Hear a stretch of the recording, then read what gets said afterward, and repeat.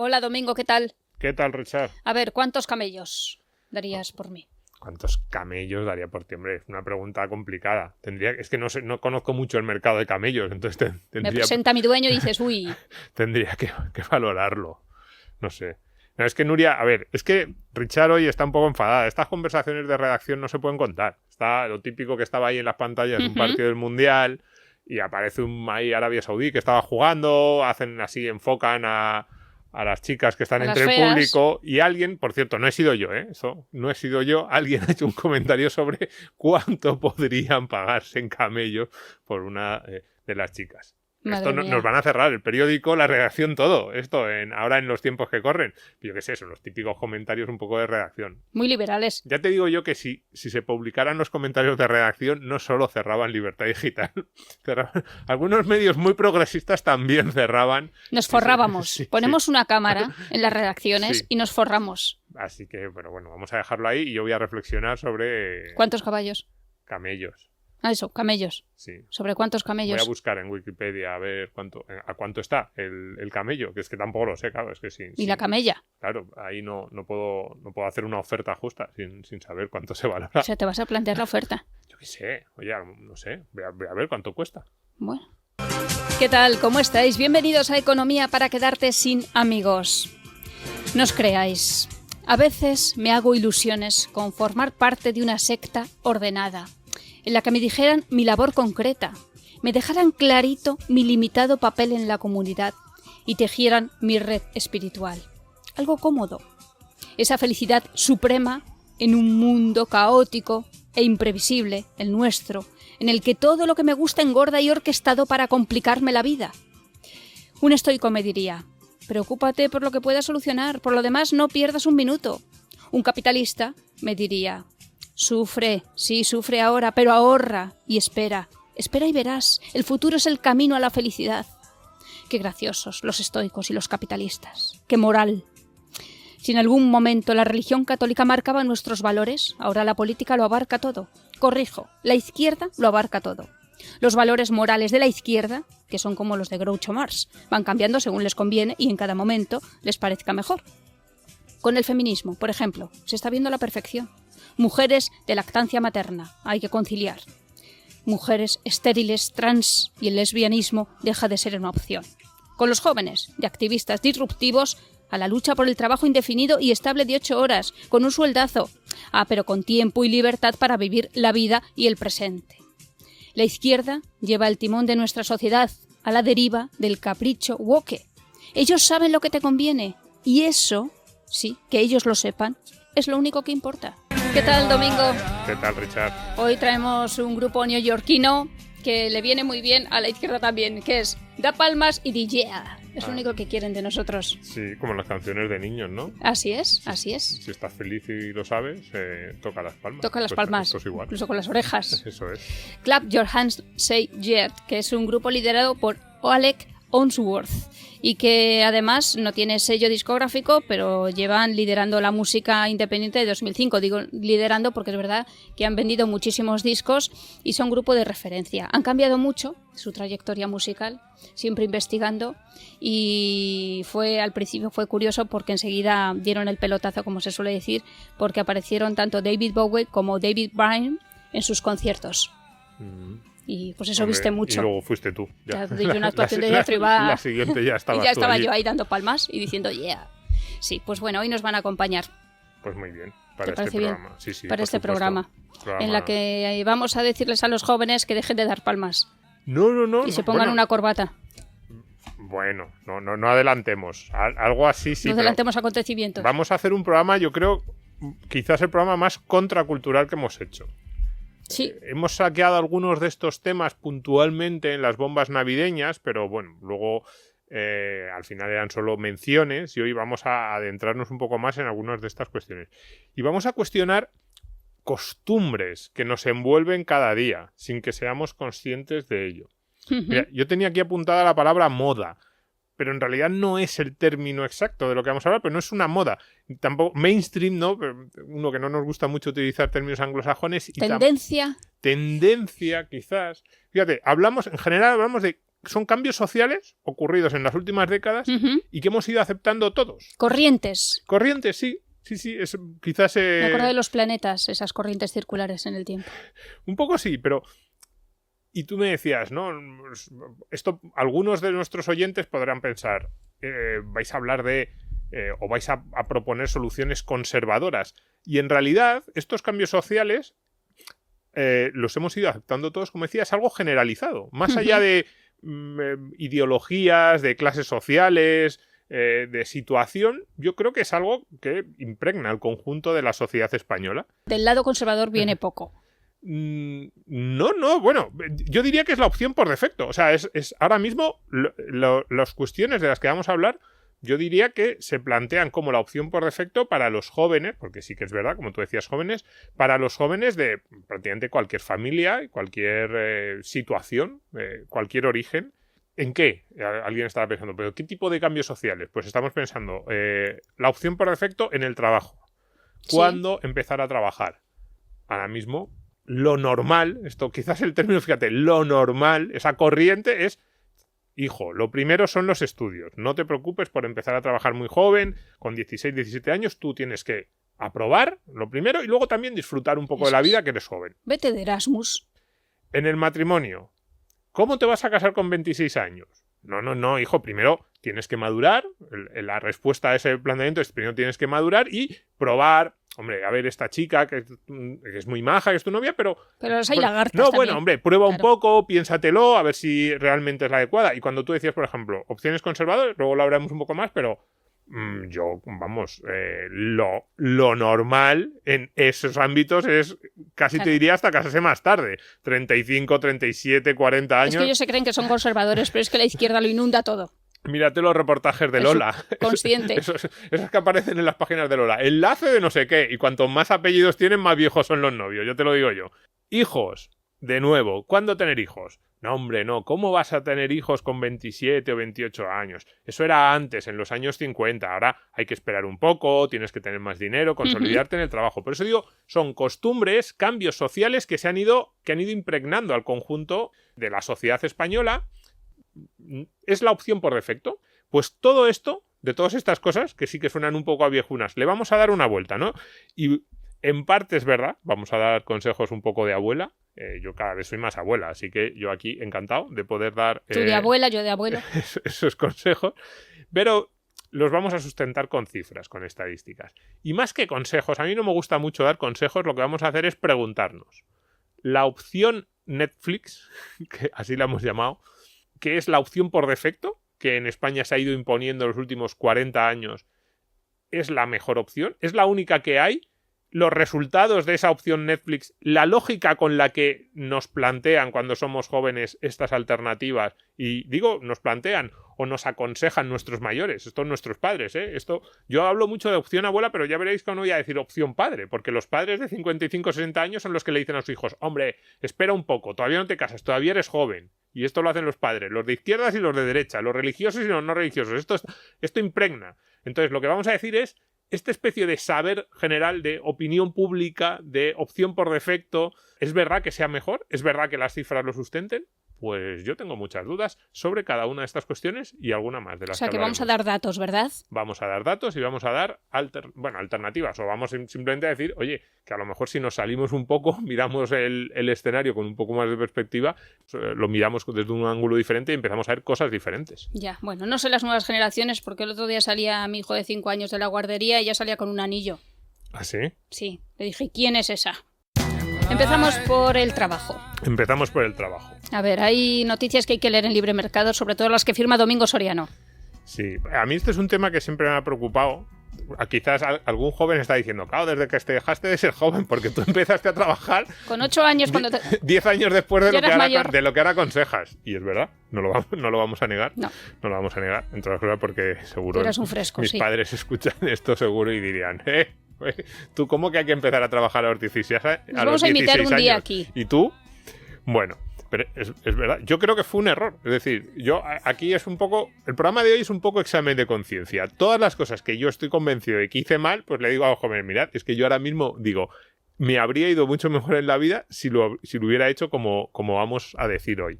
No tanto en consejos como, por ejemplo, en esas posibilidades. Pero es verdad, lo que sí que es verdad es que cuando yo era joven, estaba en la universidad, a mí, no solo mis padres, también amigos de mis padres, familiares y en general a la gente que me rodeaba, el mensaje era: los estudios son lo primero. Y compatible con esos estudios, hombre, también tienes que pasarlo bien en la universidad, sois jóvenes, estos años son para disfrutarlo, equiparando disfrutar a no trabajar. Que también es comprensible, porque claro, muchos de nuestros padres no pudieron estudiar y veían que sus congéneres de su misma edad, por los que tenían estudios y habían podido estudiar, pues tenían mejores sueldos, mejor posición y se dejaban menos el lomo trabajando. Entonces decían: tu hija estudia. Pues quizás en parte es por eso, pero la realidad es que al final lo que tenemos son los hijos que se van más tarde de casa de Europa junto con los italianos, esta estadística que hemos visto en muchas ocasiones, emancipación, pues los españoles. ¿Y por qué es esto? Bien, sí. Pues en buena parte es porque España es uno de los países de Europa, vamos, ya diría del mundo, hoy nos vamos a comparar con los países de la Unión Europea, en el que menos jóvenes trabajan, con mucha diferencia. Tú publicaste una noticia: el 59% de los jóvenes suizos combina estudios y trabajo y el 0,4% de los españoles lo hace. Eso es. Fíjate la diferencia. Casi el 60% de los jóvenes suizos frente a menos del 1% de los españoles. De hecho, ahí estamos normalmente con los italianos. Entre los jóvenes que menos compaginan estudios y trabajo. Y no solo menos compaginar estudios y trabajo, también solemos estar en cabeza de las estadísticas de ninis, los que no tienen estudios ni trabajo. ¿Y eso en qué se traduce? Pues se traduce en una estadística que a mí me parece terrible, y me parece que explica muchísimas cosas, que es el número de años de experiencia laboral que tenemos cuando alcanzamos los 30. Sí, esa es otra noticia de las que firmaste. Los españoles llegan a los 30 con solo 4 años de experiencia laboral. Exactamente. Es decir, cumplimos 30 años y decimos: ¿cuánto hemos cotizado? Experiencia laboral de la que aparecen las estadísticas: 4 años. Los suizos están en más de 10, pero no solo los suizos. Uno se pone a ver las cifras de los daneses, los holandeses, los alemanes, los austriacos, los países más ricos de Europa, y están todos ellos entre 8,5 y 10 años. Es verdad que los suizos son los que tienen un dato más alto, pero podría alguien pensar: bueno, es que cogéis el dato de los que lo hacen mejor o de los que tienen una cifra más exagerada. No. Los demás están todos entre 8 y 9 años, algunos muy cerca de los 10. Todos esos países que hemos comentado. Pues bien, los españoles, menos de 5. Es decir, la mitad. Experiencia laboral al llegar a los 30. Claro, eso es devastador en todos los sentidos. Sí. Luego, a lo largo de tu carrera laboral, esas cosas tienen una importancia enorme. Por eso digo, a mí es un dato que me gusta mucho porque explica muchas cosas de los dos lados.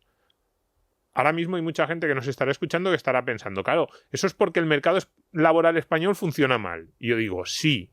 En parte sí, es decir, esa cifra lo que nos dice que es que en parte el mercado laboral español funciona muy mal y que da pocas oportunidades a los jóvenes. Los mini empleo, mini contratos, ¿cómo se llamaban esos? Que en Alemania sí que existen. Mini jobs, sí. Eso es, mini jobs. Pero yo creo que la cifra también explica hay parte de esa cifra que se explica por cuestiones culturales y sociales como las que estamos hablando hoy. Entonces yo creo que habría que sumar las dos cosas. Pero claro, ¿cuál es el problema de llegar a los 30 años con tan poca experiencia laboral? Desde el punto de vista económico hay 3 ventajas brutales. Bueno, 3 o más, pero nosotros apuntamos 3. Lo primero, conocimientos y habilidades. Es decir, trabajar joven, trabajar desde muy joven, y yo digo, pues eso, 16 años, empezar a hacer pequeños trabajos, incluso si uno quiere seguir estudiando en la universidad, eso que es tan común en otros países pues a lo mejor hago un trabajo de media jornada en la tienda del barrio, o sí. Hago pequeños, me pongo yo qué sé. Yo a los 14 empecé a dar clases particulares. Incluso trabajo no reglado, que ese no aparece en las estadísticas. Y esto es importante, solo hacemos un apunte. Los datos que estamos dando son trabajo con cotización, sí, del que aparecen las estadísticas.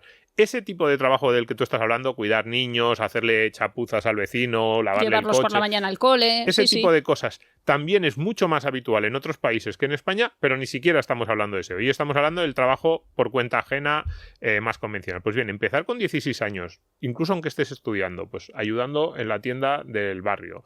Un trabajo, pues yo qué sé, de azafata en los congresos, que eso era muy habitual. camarero. O camarero. Yo en IFEMA estuve también Tiene de una cajera. Tiene una serie de ventajas enormes. Y ya no digo si cuando empiezas la universidad rápidamente te intentas colocar dentro de tu sector, aunque sea en el puesto más bajo. En el puesto más bajo de todos, pero ya dentro de su sector. Primera ventaja, que esto todas las estadísticas lo refuerzan. Conocimientos y habilidades. Conocimientos técnicos, pero también en general conocimientos del sector y de cómo se trabaja. Es decir, desde puntualidad, saber cómo se maneja uno en una empresa, quién manda y quién no, las jerarquías, cómo funciona una oficina. Hay que hacer las cosas bien. Cómo hacer las cosas bien. Como le gusta a su jefe. ¿Qué es lo que le gusta a los clientes? ¿Qué es lo que demanda un jefe? Es fundamental. Pues bien, las personas que empiezan a trabajar antes, incluso en cosas que no tienen nada que ver, o sea, empleos de fin de semana, empleos un poco así accesorios, tienen mejores carreras laborales luego. A 10, 12, 15, 20 años vista. Con lo cual esta idea que nos decían nuestros padres, no, hijo, tú aplícate en los estudios, que es lo importante. No pierdas de vista los estudios por un empleíto de fin de semana que no te lleva a ninguna parte. Luego uno ve las estadísticas y dice, pues no parece que esa sea la realidad. Y desde luego en todos estos países en los que es mucho más común que los chicos compaginen empleo y estudios, luego tienen sueldos mucho más altos, carreras laborales muchísimo más funcionales, mucho más estructuradas y mucho más continuas a lo largo de su vida. Claro, es que luego llegas a los 30 y te deprimes porque tienes un sueldo bajo, pero claro, es que tienes 2 años de experiencia laboral. En parte entonces, sí. A los 30 te pide el cuerpo otras cosas, pero claro, tu trayectoria no ha sido esa. Pero fíjate, haces trabajos de 22 con 30. Pero fíjate, incluso trabajos que en teoría no te van a servir para tu carrera, porque decir, hombre, trabajar de camarero de fin de semana, si luego yo quiero ser, yo qué sé, consultor en una empresa del sector financiero, ¿por qué me va a ayudar? Pues resulta que sí. Uno luego ve los países donde hay más trabajos de esos de fin de semana y de repente también les va mejor en esas otras cuestiones. En segundo lugar, dinero.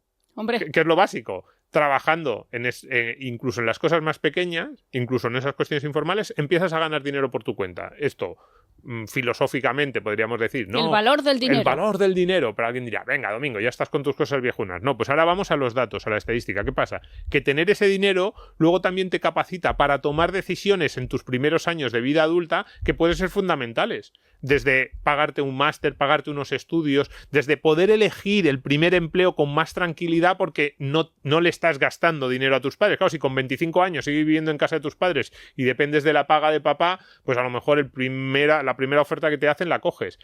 Si tienes tus ahorros, puedes seleccionar más o puedes decir, oye, pues me voy a ir a vivir 3 meses a tal ciudad, incluso en el extranjero, en la que sé que en mi sector está muy boyante y puedo buscar una oportunidad laboral con cierto margen. Si no tienes ese dinero ahorrado, a lo mejor dices, no, es que no me puedo ir a gastarme 2.000 euros solo a buscar trabajo, por mucho que el sector sea boyante en cantidad. Entonces, también nos lo dicen los datos. Haber ganado dinero de joven hace que luego tus decisiones en los primeros años de carrera laboral, tanto decisiones de formación, pues eso, de pagarte un máster o decisiones laborales, sean mejores. Y luego, tercer dato fundamental desde el punto de vista económico, empezar a trabajar desde joven hace que también mucho antes empieces a descubrir lo que haces bien y lo que te gusta. Que esto es muy importante también. Y lo que no te gusta. Y en lo que eres mejor que los demás. Y dices, yo quiero salir ya, me acuerdo de teleoperadora. O sea, casi me da un colapso. Pero fíjate, lo que nosotros hemos hablado aquí muchas veces en el mercado laboral. El mercado laboral, al final, nosotros lo que intentamos hacer es qué es lo que hago yo que a los demás les guste y les genera valor, y entonces yo voy a intentar, pues, generar el máximo valor y ser retribuido a cambio de eso. Eso es el mercado laboral. Messi, que dice, aparte de que le guste jugar al fútbol, Messi un día descubrió que jugando muy bien al fútbol le pagaban mucho, y dice, o sea, hay mucha gente que valora mis habilidades como futbolista, a lo mejor podía ser bueno también, yo qué sé, jugando al balonmano, pero dijo, ya, pero es que hay más gente que valore mis habilidades de futbolista. Pues en un mercado laboral no tan raro como el del fútbol, sino el que nosotros vemos día a día, pues de repente tú dices, oye, se me da bien el trato con el cliente, voy a empezar, y lo descubres rápidamente, oye, se me dan bien las cuentas, la organización, de repente empiezas a trabajar más o empiezas a estudiar o te empiezas a formar más para un departamento de administración o de asuntos financieros, o te empiezas a pensar dónde hay un hueco en el mercado para una empresa de asesoría en eso que a ti se te da bien. Es decir, descubres tu ventaja competitiva mucho antes. Entonces, no es casual que empezar a trabajar joven te dé ventajas. Claro. Ventajas de todo tipo. Pasar por una entrevista de trabajo. Entonces, te da muchísimas cosas. Entonces, primera idea o primera de esas verdades, de esas cosas normales, de esas costumbres que se han ido imponiendo, que retamos. Cuando tus padres te digan, hijo, no, tú tranquilo, lo importante son los estudios, tú di, mamá, no es verdad, eso no es, las cifras no dicen eso, y además, y aquí ya viene un mensaje viejuno. Yo, que ya lo he pasado y que tuve pocos, la verdad, bastante pocos amigos, porque en España es muy poco habitual, que trabajaban y compaginaban trabajo y estudios, yo no siento que mi juventud fuera muchísimo mejor que la suya, que me lo pasaba mejor, que fuera muchas más fiestas. Al revés, la verdad es que ya en aquel momento muchas veces lo pensé, ellos tenían muchas veces muchas más opciones, porque tenían dinero. Entonces sí, se perdían alguna de las fiestas de todas se la perdían. Pero compensaban mucho con la capacidad que tenían de decir, oye, pues un viaje en verano, pues elegir qué estudios vas a hacer, elegir en qué universidad vas a estudiar el estudio de posgrado. Tenían muchísimas más ventajas y yo creo que fue un error por mi parte no haber empezado a trabajar antes. ¿Sabes uno de los trabajos que yo recuerdo con más cariño? El de hija de Papá Noel.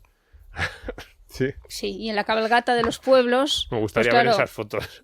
A Richard vestida de elfo o de esas cosas que visten ahora. De paje de Melchor. Porque paje. Claro, de Oriente no podían venir con tanta gente y entonces aquí les hacíamos cierto auxilio. Muy bien, Richard, eso me gusta. Mientras yo vagueaba, tú ahí trabajando. Yo ahí al lado de un camello. Mira, ha vuelto a salir el camello. Bien, yo ya no me puedo casar joven. No, ya no nos podemos casar jóvenes. No. Pero si tú ya estás casado. Yo ya me he casado, por eso, y no me casé joven. Pero me casé más joven que la media. Yo me sentía que me casaba viejísimo. Y con 32 años me casé, por cierto, por si alguien tiene dudas. Y estaba ya por encima, o sea, estaba más joven, mejor. Bueno, eso cada uno lo valorará. Yo me podía haber casado en Las Vegas, pero nos desaconsejaron porque hacía mucho calor e ir disfrazados.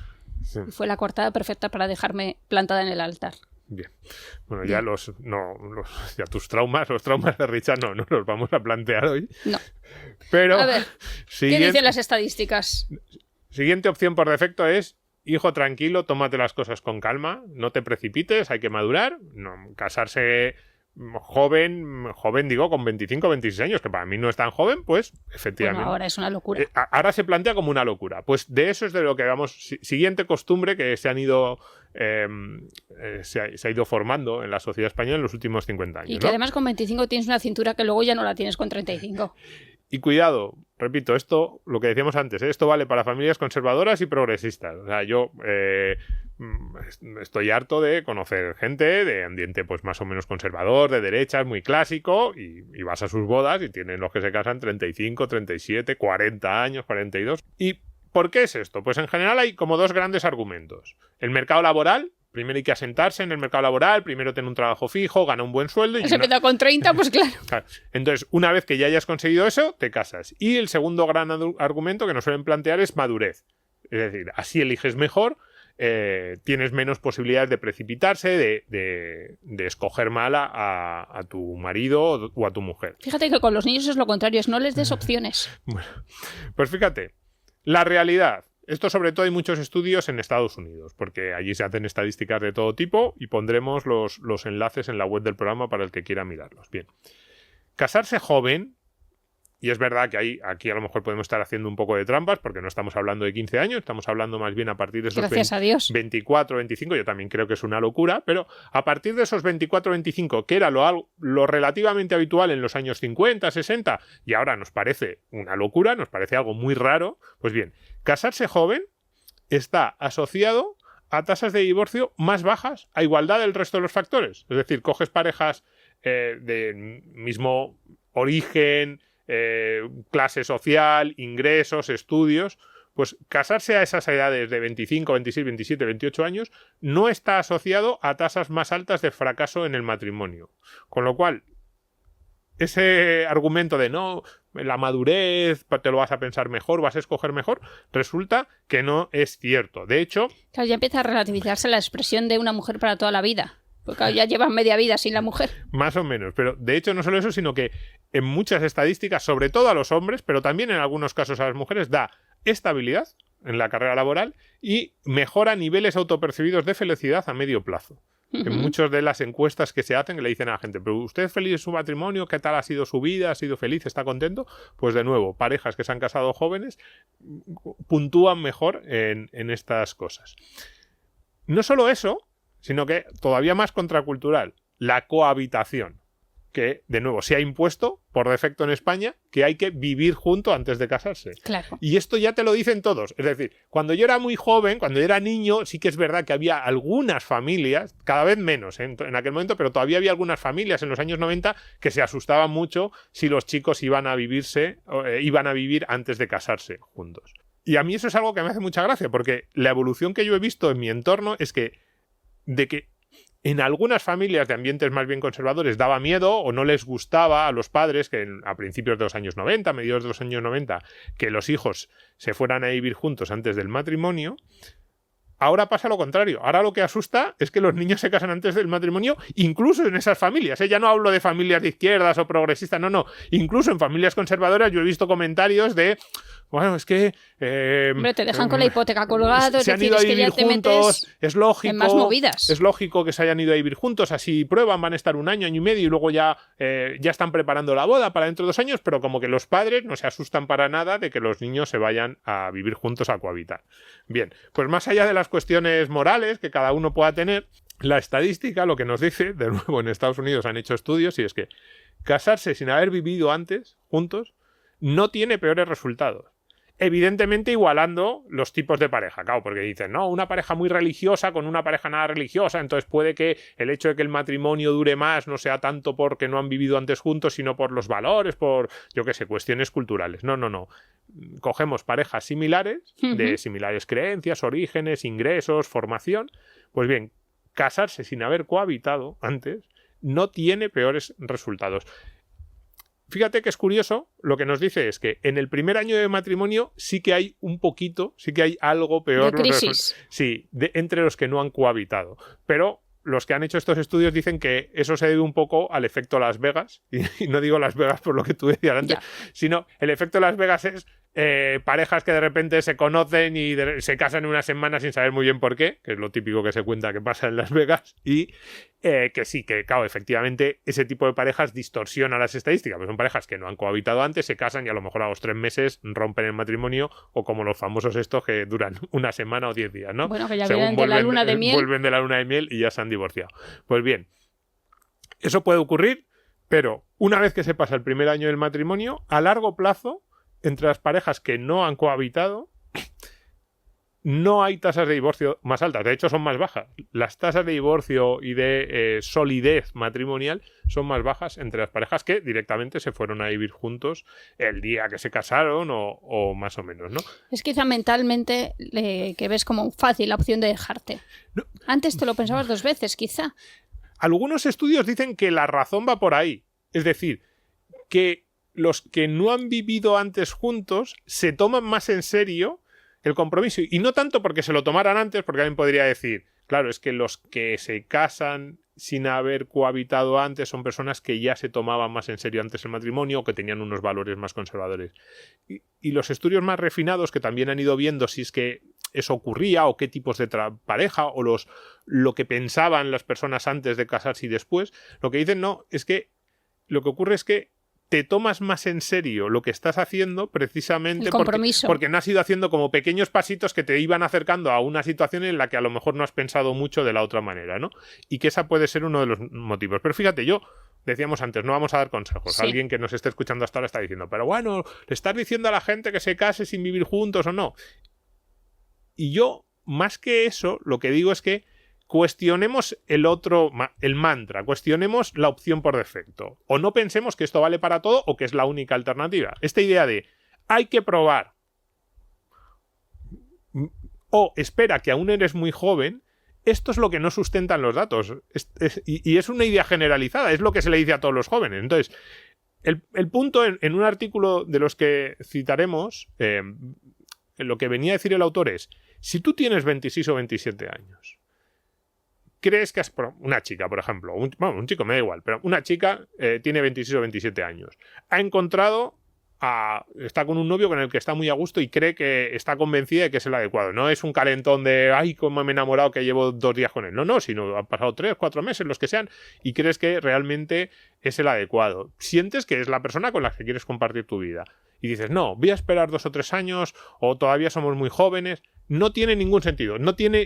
apoya tu estadística, cásate con él, incluso aunque los dos estéis en trabajos relativamente precarios, porque lo que nos dicen los datos es que puede salir mal el matrimonio, pero no va a salir por eso. No va a salir mal por ser joven ni porque los trabajos sean precarios, porque las estadísticas no nos dicen que esa situación, que en teoría es como no cometas esta locura, hija, no te cases con 26 años, piénsate lo mejor o date tiempo. Si hay tiempo para... Siempre, anda que no hay años para que te cases, no certifica que te vayas a ir mejor. De hecho, lo que dice en muchos estudios y muchos análisis que se han hecho es que en muchas ocasiones hay parejas jóvenes que tendrían muchas posibilidades de funcionar, que se acaban rompiendo precisamente porque como no se casan, de repente a uno le sale un trabajo en una ciudad, en Estados Unidos, que además es muy habitual, en otra ciudad, o que empieza uno a dudar, a lo mejor ¿por qué no se casa conmigo? ¿Será porque no? Y de repente se rompen parejas jóvenes que habrían tenido una enorme posibilidad de éxito porque simplemente, es que con 26 años no era el momento de casarse. Esa idea de que 26 años no es el momento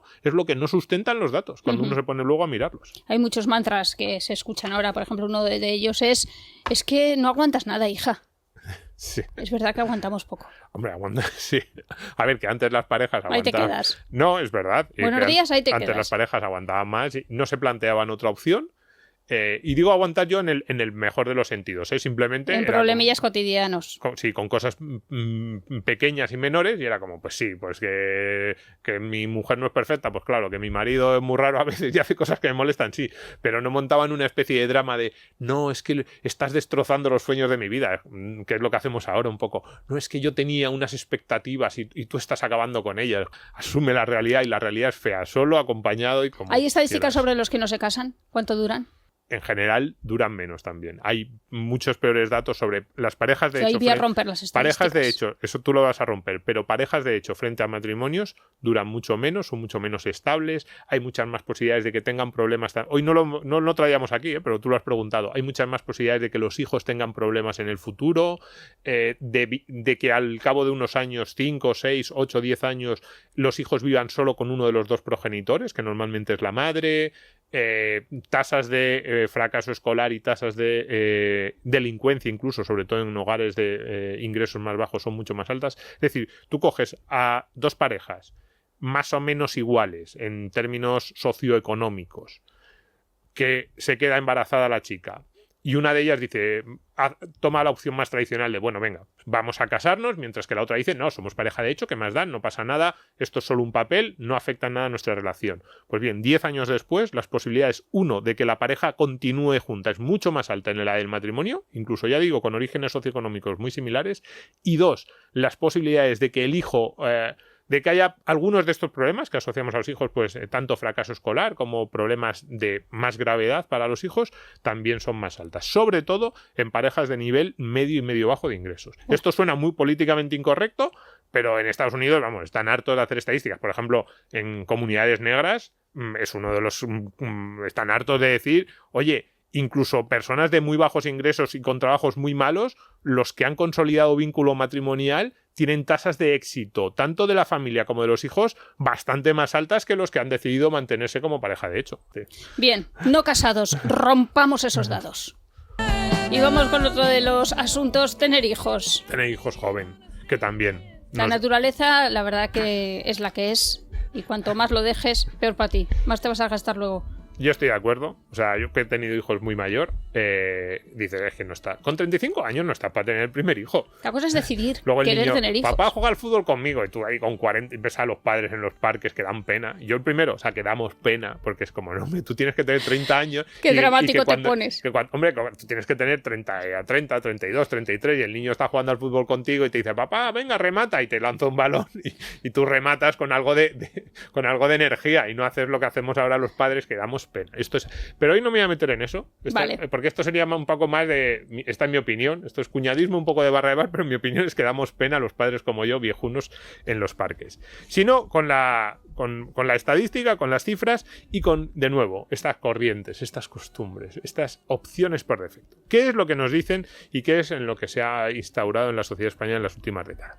Hay que retrasar la edad del primer hijo. Y lo que nos dicen es que, uno, no somos maduros, con 24 o 25 años, que era la edad que en los 60, los 50, los 60 podían tener nuestros padres. No somos maduros con esa edad para tener un hijo. Es mejor para tu carrera laboral. retrasar los hijos, consolidarte en el trabajo. Además, los hijos cuestan mucho. Hay que disfrutar de la vida. Esto también se asocia tener hijos con dejar de disfrutar. A ver, te suscribes a Netflix o HBO y tienes un hijo y te tiras el dinero. Y también hay tiempo. Ahora se pueden tener los hijos más tarde. No te preocupes, que ya llegarán los hijos. Bien. Que no llegan, Domingo, luego al final. Y luego no llegan. Claro, no, de eso vamos a hablar. Entonces, detrás de este saber convencional, de estas razones que son un poco como lógicas, lo normal, hombre, si esto es lo que hace todo el mundo, ¿cómo no vas a estar de acuerdo en que con 25 años todavía no eres maduro, tienes tiempo, hay que disfrutar? Si no hay nadie que discuta esto. Bien, en primer lugar, beneficios personales. Y vamos a lo más básico. Tener hijos joven te permite, esto es una estadística muy facilona, convivir más con ellos. Claro, si tienes hijos con 25 en vez de con 35, estás vivo durante 10 años más de la vida de tu hijo. Oye, todos los que tenemos hijos sabemos que es fantástico que te tener sale hijos. Malo y dices, ¿en qué hora? Es verdad que si te sale malo, pero en general salen bien. Así que, en segundo lugar, tener hijos jóvenes te permite tener más hijos. Esto de no hay tiempo, mentira. Las parejas que empiezan a tener hijos jóvenes luego tienen más hijos. Y cuidado, esto es importante porque, de nuevo, lo que nos dicen las estadísticas en los estudios es que a los 40 años hay muchísimas más personas, pero una diferencia brutal, que a los 40 o 45 años declaran que les habría gustado tener más hijos que los que dicen que les habría gustado tener menos. Con lo cual... Porque a lo mejor ya no tienen ninguno, tienen 0. O sea, menos es imposible. Entonces, como hay muchísima gente que cuando llega a los 40 o los 45 dice, me habría gustado tener más, de nuevo, parece que ese consejo de no, hay tiempo, luego ya los tendrás, no es demasiado buen consejo porque luego no es cierto y además luego nos arrepentimos de haber hecho caso a esa primera idea, a ese primer consejo de que claro, y ya con la inmadurez. Y por no hablar de los nietos. Si hay algo que cualquier persona que cumpla más de 50, 55 años quiere es tener nietos y tenerlos joven. Pero claro, para tener nietos y tener nietos joven, que es una de las cosas más fantásticas que hay en la vida, hay que tener hijos jóvenes. Claro. Con lo cual, solo beneficios personales, empezamos a ver que los consejos por defecto no parece que encajen mucho con la realidad de nuestras vidas. O sea, que ya podemos decir tener hijos joven, pero por tus padres. Porque claro, los pobres ya mayores, cuidarte unos hijos, les das una paliza que se tienen que acostar con un paracetamol cada vez que se los dejas. También. Claro. Pero no solo eso, beneficios económicos, profesionales y laborales. Cuidado, aquí hay un debate muy importante en el caso de los porque en el caso de los hombres tener hijos es uno de los mejores indicadores para anticipar el éxito en la carrera laboral de un hombre. Tener hijos y estar casado. ¿Ah, sí? Sí. Tú dices, este chico, un poco cabeza perdida, que lleva dando tumbos, se casa, tiene hijos y de repente empieza a dispararse su carrera profesional y su sueldo. Es increíble, de verdad. Es que esto es un podcast, no podemos poner gráficos. Pero los gráficos porque echa más horas trabajando con tal de no llegar a casa. A lo mejor es por eso. Ya te lo digo yo. Pero los gráficos de la evolución de los salarios y de la estabilidad laboral de los hombres jóvenes, una vez que se casan y tienen hijos, son espectaculares. De hecho, el grupo de población que peor lo ha hecho en las últimas 4 décadas es el grupo de población de los hombres solteros y sin hijos. Claro, tú divides la población en... Casados con la MAU. Y luego están las líneas estas que tiran los economistas de ingresos. Pues bien, desde los años 70 hasta ahora. Las mujeres solteras y las mujeres casadas lo han hecho relativamente bien, bastante bien. Los hombres casados... Y aún más los hombres casados con hijos, si vamos a ese subgrupo, pero vamos, si no, los hombres casados también lo han hecho bastante bien. Y sin embargo, el grupo de población que peor lo ha hecho, que en muchos casos tira las estadísticas generales para abajo, hay muchas veces que dice, la estadística dice que los ingresos de la población sin estudios en Estados Unidos se han estancado desde los 70. Pues bien, te pones a mirar, dices, ¿cómo ha sido? ¿Qué ha pasado? Y es verdad. Dices, que nunca se han echado novia. Pues en parte sí, es decir, dices... ¿Qué ha pasado con la población de nivel de ingresos medios y medios bajos en Estados Unidos de los años 70 que los ingresos están estancados? Y entonces lo que ves es que para que dé ese nivel de ingresos estancados, si tú los divides por subcolectivos, ves que en ese grupo de personas de baja cualificación o de ingresos medio bajos, las mujeres solteras y las mujeres casadas y los hombres casados no lo han hecho tan mal. Lo que ha ocurrido es que se han desplomado en algunos casos los ingresos de los hombres solteros y sin hijos.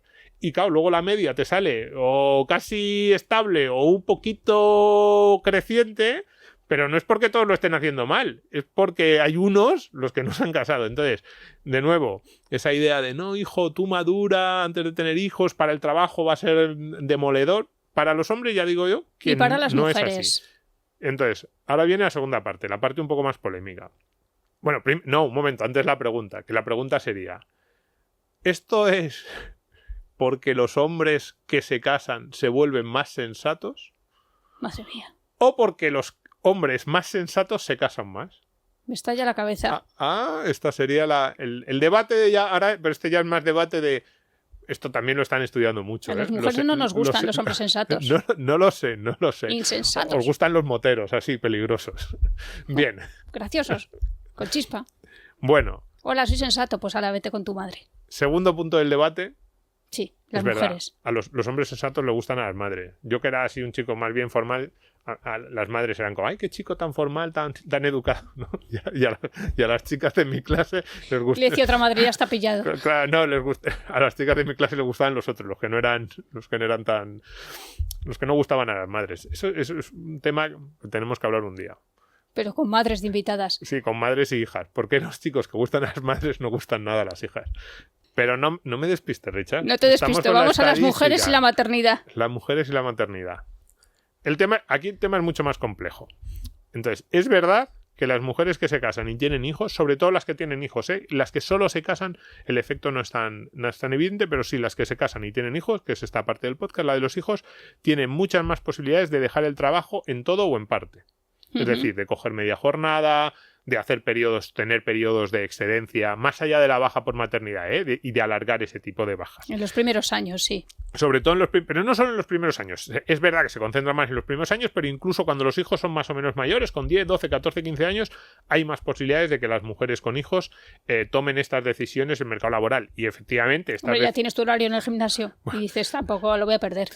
Y estas decisiones efectivamente las penalizan desde el punto de vista de los ingresos, de carrera profesional, etcétera. Lo que ocurre, aquí la pregunta polémica, que nos gusta siempre hacer en este podcast, es ¿es mejor o peor para ellas esas decisiones? Quiero decir... Pues no sé, allá ellas. Por ejemplo, en Holanda. En Holanda hay sectores y hay grupos colectivos de mujeres, según por edades, en los que más del 50%, en algunos casos son datos muy altos, de mujeres elige empleos de media jornada. Es verdad que Holanda es el país de Europa en el que es más habitual la media jornada. Pero en otros países de esos que estamos hablando y de los que envidiamos, Suizas, Suecias, Dinamarcas... Aquí una parte de la izquierda Alemania, le diría, pues Austria, muy bien, otra parte de la izquierda le diría, pues muy mal. Claro, ya sabes. En muchos de esos países el porcentaje de mujeres que eligen medias jornadas con sueldos y, cuidado, con sueldos y profesiones de bastante cualificación es muy alto. Entonces, el planteamiento que hacen muchas de esas mujeres cuando les preguntan es que yo, entre ganar 70.000 euros y trabajar 40 o 50 horas en un puesto ultra estresante o ganar 35.000 y trabajar media jornada y disfrutar luego de mi tiempo libre, de mi familia, pues ya digo que esto son mujeres con hijos y sin hijos. Y porque el marido trabaja la jornada entera, digámoslo. Eso también es verdad. Casi claro. Siempre pasa eso, porque los porcentajes de hombre con media jornada, aunque en estos países son más altos que en España, pero también son muchísimo más bajos. Pero ahí está la pregunta. Y en Estados Unidos se da muchísimo las mujeres de alta cualificación y de sueldos altos que dejan su trabajo cuando tienen hijos y que no lo vuelven a recuperar o lo recuperan solo a medio gas. Entonces ahí, claro, dices, no, a la mujer le perjudica tener hijos para su empleo y dices, ¿le perjudica o es una elección? Ya. Pero en cualquier caso... Que fíjate que te puedes hacer tus 8 horas antes de que el niño salga del colegio. Sí, pero en cualquier caso, dejando ahí este tema que es más polémico, y que tiene unas derivadas y que podríamos cuestionar, esa verdad absoluta de, hijo, no tengas hijos tan jóvenes, que va a ser brutal para tu trabajo, para tu carrera, no lo sustentan las estadísticas. Y si solo cogiéramos a las mujeres que quieren mantener una jornada completa, no está tan claro que el efecto sea tan perjudicial, porque claro, los efectos perjudiciales de tener hijos respecto a los sueldos y respecto a las carreras mezclan también este segundo grupo de mujeres que por lo menos podríamos cuestionar si es voluntario, es involuntario, es querido, no es querido, es mejor o peor su situación antes o después de haber tomado esas decisiones sobre carrera laboral. Bien, en este punto y antes de pasar a la última parte del podcast hay que dar las gracias a todos los abuelos que nos ayudan. Por supuesto, desde porque luego. Tú decides tener hijos y ahí en España es los algo asistentes... brutal lo mucho que tiramos de los abuelos, a muchas veces digamos... Yo no podría hacer todo lo que hago. Yo tampoco. A mí los abuelos... ¿Y qué quiero hacer? Claro. me ayudan de una manera enorme y a veces hasta nos pasamos tirando de ellos, pero es verdad, en España es muy habitual. Queda dicho. Bien, aquí Domingo me ha puesto que quiere dar un consejo a todo el mundo y es que aprenda a conducir.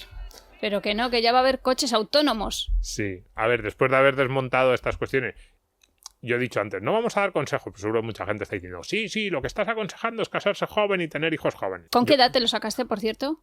Con 19. Ah, igual que yo. Yo creo que no estamos aconsejando exactamente eso, sino lo que estamos diciendo es que por lo menos las razones que normalmente se aducen o se plantean no son tan ciertas, o los motivos que se dicen luego no están sustentados. Pero sobre esto sí vamos a dar consejos. Bien. Consejos que yo les doy, esto se lo doy a mis alumnos, ya estarán hartos de mí. Aprende a conducir un camión. Aprende a conducir. Yo diría un camión.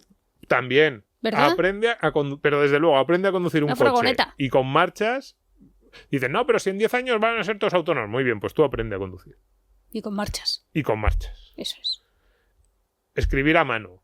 Que eso, hombre, sí sé escribir, ya sé que sabes escribir, pero escribir a mano, saber cómo hacer una carta, los estoicos saber cómo hacer eso. una nota, Sí. saber cómo tomar apuntes y que la letra sea relativamente decente.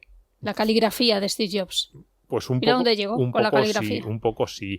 Bocetos en papel. Mira, yo tengo un amigo arquitecto que tiene un estudio, que tiene allí, pues, son varios arquitectos y luego tienen, pues, varios chicos jóvenes que trabajan con ellos, y mi amigo es muy obsesivo y le dice siempre a los chicos jóvenes, cuando te hago un encargo, pues, oye, vamos a hacer, ¿qué solución le damos aquí para AutoCAD, una ¿no es reforma? AutoCAD lo que se llama? Pues él es súper obsesivo, que el primer boceto, el primer encuentro, por así decirlo, de ese chico con el proyecto, que sea en papel. Y luego ya trasladará las ideas y efectivamente cuando lo traslades a AutoCAD habrá 200 cambios. Tendrás que hacer, y a lo mejor no sirve de nada lo primero que has hecho, pero que tu primer encuentro con la imagen que te estás tratando de formar en la cabeza lo plasmes en un papel, y siempre me ha parecido un consejo buenísimo. Fíjate por que el ejemplo, otro día para ese tipo de discutí yo profesiones. sobre la utilidad de que nos enseñaran a dibujar con Rotring. Pues a Que mí... qué tontería más grande. No, y el no. pequeño a mí me duraba vivo 30 segundos. Sí, a Se mí- me caía Yo nada. también era muy inútil con los Rotring, las plumas. Y todo el papel lleno de borrones, la tinta china esa. ¿Para qué? Pues me parece un consejo buenísimo y que ampliemos, ¿no? A muchas otras cosas, a tomar apuntes con las manos, Cómprate con unos la Rotring mano, otra vez, venga. no obsesivamente todo el día con el Word y con el teclado, no, tomar apuntes con las manos. ¿Sabes coserte un botón? Tampoco, y también el tipo de cosas, bricolaje. Tú no sabes. No, Yo sí. bricolaje básico, desde coserse un botón a, oye, cambiar un enchufe, deberíamos intentar aprender todos. Cálculo mental. Pero hay que bajar primero los plomos esos, ¿no? Sí, eso mejor. Cálculo mental. Esto yo soy obsesivo en mis clases. No puede ser que te digan, oye, el 25% de 300 ¿Para qué y me tengas que preguntas sacar... eso? No Pues puede para ser. eso está el móvil, lo pones así en No horizontal puede ser y que te para sale. hacer un 25% de 300 tengas que sacar la calculadora, o el 10% de 25.000, o el 15% de 370. No, tienes que saber hacerlo mentalmente en 8 o 10 segundos porque son operaciones fáciles. Luego vas a hacer una compra en las rebajas y te dicen, no, al precio que está en la etiqueta le puedes aplicar un 20%. Y ves a la gente ahí con la calculadora para saber cuál es el precio. Hombre, por favor. Ya. O sea, tú O en piensas... una negociación, estás en una negociación, yo se lo digo mucho a mis alumnos que estudian empresariales, económicas, digo, o sea, dentro de 2 años o 3 años quieren ustedes trabajar en una empresa, en una negociación, se plantea un descuento y se ponen ustedes a sacar la calculadora a ver si la oferta les conviene o no les conviene. Bueno, pero es que los que estén alrededor también sacarán la oferta porque no sabrán si dice la verdad o no. O están negociando en los mercados financieros y dicen, el bono español a 10 años cotiza al 5% y se tienen que poner a hacer el cálculo de cuánto supone eso. No, cálculo mental. También yo creo que es muy importante ser obsesivo por ahí. Y La sociedad fue peor desde que las cajas de los supermercados te dan ya lo que tienes que devolver. un poco sí. Y por último, el consejo más viejuno, ya el que hará que todos ¿Cuál? los jóvenes nos abandonen, pero ese es el espíritu de este podcast, tacones y corbata. Madre mía. Tacones para los chicos, corbata para las chicas. No, eso tú que eres muy moderna. Yo ¿No has ido a la carrera de tacones no, de Chueca yo voy al en clásico. junio? Y no digo tanto que lleven tacones y corbatas toda la vida, pero saber andar con tacones, saber llevar un vestido, saber ¿Y hacerse luego pagas tú la operación de Juanetes o qué? saber hacerse el nudo de la corbata, saber llevar un traje, tener un traje que sea tuyo. De tu talla. Y No saber, como Pablo y Iglesias. saber llevarlo, que no parezca que vas disfrazado. Son cosas de verdad que ahora, hombre, si ahora vamos todos más informales al trabajo, y es verdad, En pantalón corto en verano. bueno, eso ahí no entremos. Pero saber manejarse bien con prendas de ropa que ahora son menos habituales, pero que en determinados momentos los necesitas, yo creo que es imprescindible. ¿Y tacones para qué? ¿Con plataforma valen? A mí no me gustan mucho. A ti sí, pero creo que nunca te lo había dicho, pero en general no Gracias, me gusta. Domingo. No, mi mujer también tiene muchas, pero a mí me gusta La tacón de plataforma toda es la vida. ideal. Es Bueno, ideal. Sí, más cómoda. Otra vez me estás metiendo en un lío. Yo me he metido en la máquina de estirar y no me estira más, entonces tengo que llevar la plataforma. Bien, bien. Bien, pues que nos vamos.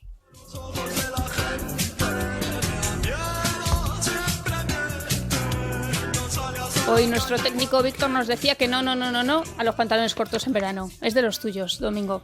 Hombre, a mí a mí me parece un poco feo, sinceramente. Ir al trabajo en pantalón corto me parece que está en el límite de lo que se debería permitir. Pero bueno, esto es una opinión, yo sé que es muy polémica. Alguna vez lo he dicho en la redacción y había alguno en pantalones cortos y me ha mirado así mal. Así que, pero no creo que... tiene que ser trabajos muy puntuales, trabajos que tengas que salir a la calle, con mucha exigencia física, si no, oye, un mínimo de corrección, yo creo que no nos pasa nada. Bien. Pues nada, que volvemos muy pronto, ¿no? En una semana más o menos. Sí, no sé si después... El programa de hoy sí que yo creo que va a ser devastador. Es que no sé ya ni qué decir. Ya sí que a la gente, cásate joven, ten hijos. No sé si autocensurarnos. No vivas con tu novio antes de casarte. Programa años 60, muy bien. Es un programa cine de barrio. Pues eso es. Ahí lo dejamos para que el que quiera, ahí, que lo coja y lo aproveche. Porque hablamos de felicidad, al fin y al cabo. Nosotros estamos buscando la felicidad de la gente. Pero tú vas a ser estoico, ¿no? Me han dicho. Yo soy estoico. Estoy rodeada de estoicos. Le vamos a dedicar un programa, Vamos ¿no? a Al dedicar un estoicismo. programa al estoicismo. Bueno, pues nada, que gracias a todos, gracias Víctor por estar hoy con nosotros, nuestro técnico, y que nada, que estamos en Twitter, @sorianodomingo, @nrichard, que colgaremos este podcast en nuestro periódico en Libertad Digital y que nos oímos más o menos en una semana. Un abrazo enorme a repartir.